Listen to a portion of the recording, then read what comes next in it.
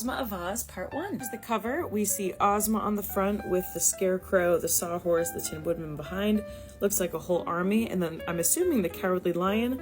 And this character I want to say is called the Hungry Tiger. Fun fact, Shay Mitchell's character in the TV show You has a first edition copy of this book stolen from her in season 1. Let's get into it. So we open with a girl on a ship, and there's a big storm happening.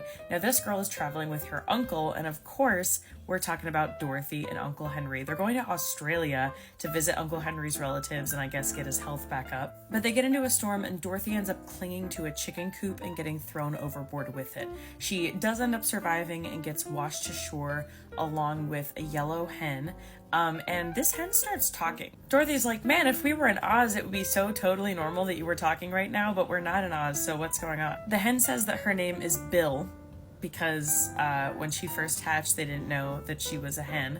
And then Dorothy insists on renaming her Billina to make it a girl name. By the way, based on the illustrations, I would say a few years have passed since book 1, so I think she was probably about 5 or 6 in the first book, and I guess that she's maybe 10 or 11 now. So this is Billina. Now, when they get to shore, Dorothy finds a gold key buried in the sand while Billina is foraging for bugs to eat. Dorothy's like totally disgusted that she's eating bugs. And Billina's like, well, you eat chicken, so who's the real disgusting one here? Billina's had some breakfast, but Dorothy has not, so they decide to keep moving and see if she can find some food.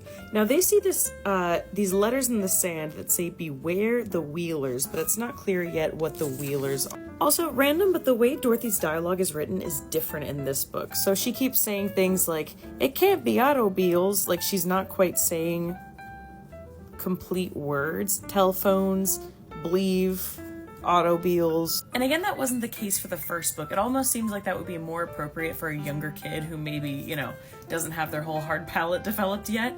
But I'm not sure why that choice was made. Dorothy doesn't have to look for food for long because she ends up finding these trees that have lunch boxes and dinner pails on them. So she takes a lunchbox for now, a dinner pail for later. In the lunchbox there is like a sandwich, a little sponge cake, an apple, and they all have their own individual stems that grow into the side of the box. But then she and Billina start getting chased by this absolute nightmare fuel right here. So this is a wheeler. They are kind of like people. Their arms are as long as their legs, and then they have these wheels on the end of each of their limbs. In the book it says that they're made of the same hard substance that our fingernails and toenails are composed of. And the Wheelers are saying that the penalty for taking the lunch boxes and dinner pails without asking is death.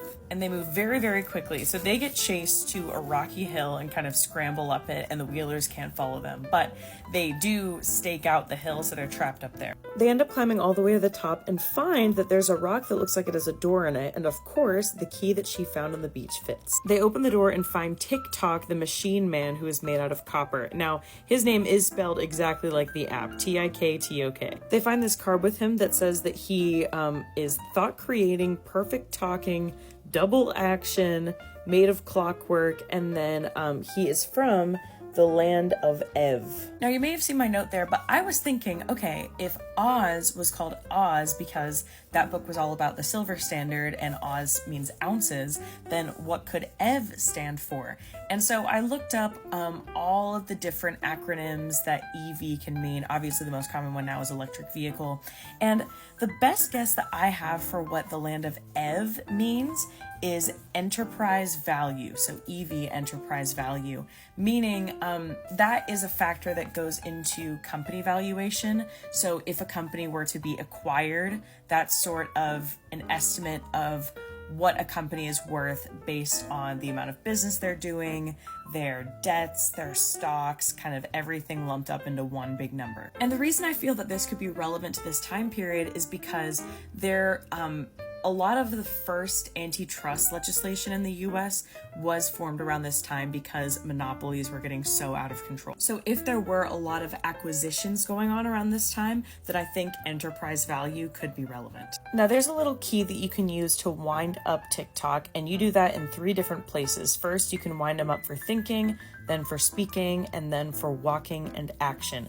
So Dorothy does that and brings him back to life. He talks about how he served an evil king in the land of Ev, have who literally beat his servants until they died, but it didn't really have any effect on him because he was made of metal and was never really alive in the first place. He's essentially a robot. He also says about this king, "This cruel king had a lovely wife and 10 beautiful children, 5 boys and 5 girls, but in a fit of anger he sold them all to the Gnome King," that's Nome, "who by means of his magic arts changed them all into other forms and put them in his underground palace to ornament the rooms."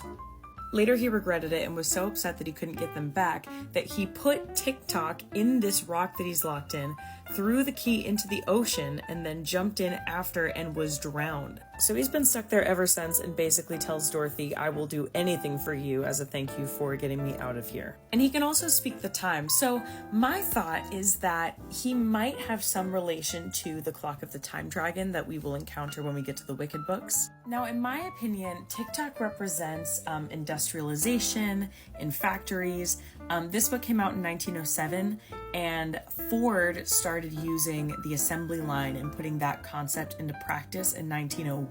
So I feel like that's what TikTok is about. A sort of mechanical worker that's very efficient and pleasant enough, but not quite alive. That's all for today. See you tomorrow.